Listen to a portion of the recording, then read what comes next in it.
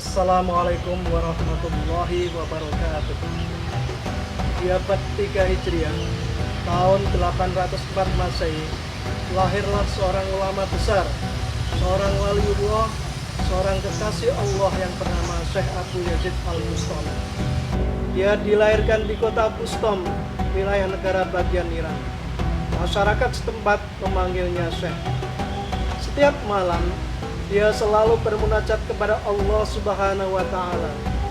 Setiap Syekh bermunajat dengan Allah, selalu muncul cahaya terang dan aroma wangi.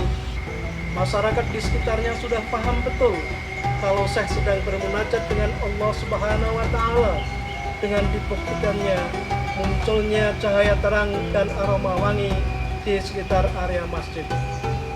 Suatu hari, masyarakat atau orang-orang di sekitar masjid dikejutkan dengan suasana yang berbeda, dengan tidak munculnya cahaya sinar dan bau wangi. Apakah Syekh sedang tidak bermunajat di masjid? Pikir mereka. Didatangilah Syekh ke masjid oleh beberapa orang. Alhasil ternyata Syekh berada di dalam masjid dan sedang bermunajat dengan Allah Subhanahu wa Ta'ala. Keesokan harinya beberapa orang menemui Syekh di rumahnya dan menanyakan perihal kejadian tersebut. Syekh teringat kurma yang kemarin dia beli. Saat itu muncul keraguan dan kecemasan di benak hati Syekh. Satu butir kurma yang jatuh kemudian dia satukan dengan kurma yang dia telah beli. Syekh hanya membeli 10 butir kurma, ternyata berisi 11.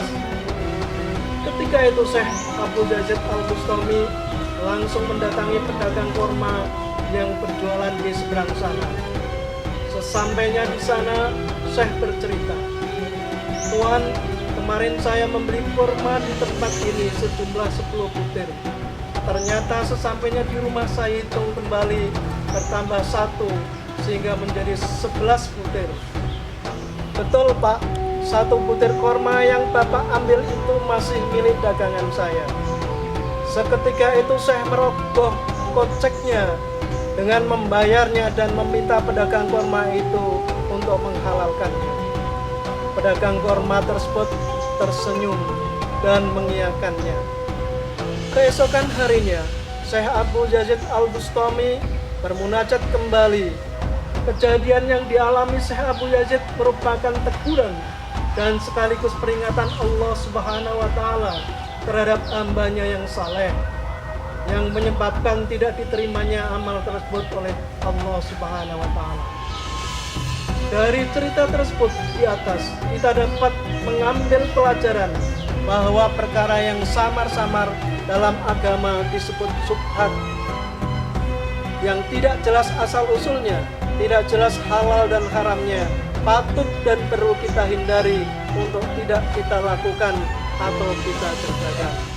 Wallahul muwaffiq ila aqwamit thoriq. Wassalamualaikum warahmatullahi wabarakatuh.